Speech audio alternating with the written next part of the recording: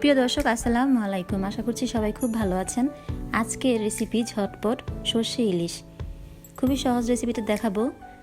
আমি এখানে নিয়েছি সর্ষে, কাঁচামরিচ, নিয়েছি 7 থেকে 8 পিস ইলিশ মাছ। এই দিয়ে বানাবো আজকে সরিষা ইলিশ। সরিষাটা আপনারা পরিমাণ মতো নেবেন, যতটুকু লাগে মাছ বুঝে। আমি এখানে প্রায় 2 টেবিল চামচ মতো সরিষা নিয়েছি। সরিষাটাকে ভালো করে পেস্ট করে নিয়েছি। এখানে দিয়েছি আদা রসুন বাটা 1 চা চামচ, হলুদ মরিচের গুঁড়ো দিয়েছি 1 চা চামচ, সব মিলিয়ে। এবার দিয়ে নিব 2 টেবিল চামচের মতো সয়াবিন তেল। আমি এখানে সরিষার তেলও দেব, সেটা পরে দেব, রান্নাটা হয়ে আসলে তারপরে দেব।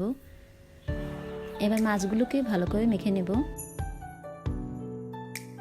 ব্যাস হয়ে গেল। এই তো এখন চলে যাব চুলায়।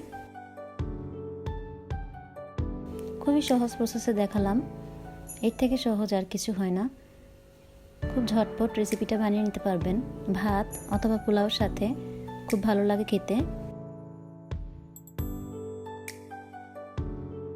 এবার দিয়ে দিচ্ছি 1 কাপ পরিমাণ পানি। পানিটাকে দিয়ে খুব ভালো করে মেখে এবার বসিয়ে দেব চুলায়।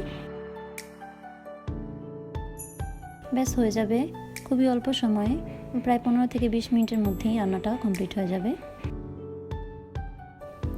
ভিডিও ভালো লাগলে অবশ্যই একটি লাইক দিবেন এবং চ্যানেলটি সাবস্ক্রাইব করবেন এরকম নতুন নতুন মজাদার আরও ঝটপট রেসিপি পাওয়ার জন্য।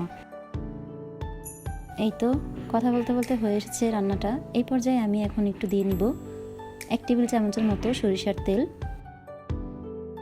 সরিষার তেলটা দিলে টেস্টটা ভালো আসবে, এই জন্য দিলাম। আর দিলাম কিছু কাঁচামরিচ। এখন নামিয়ে ফেলবো।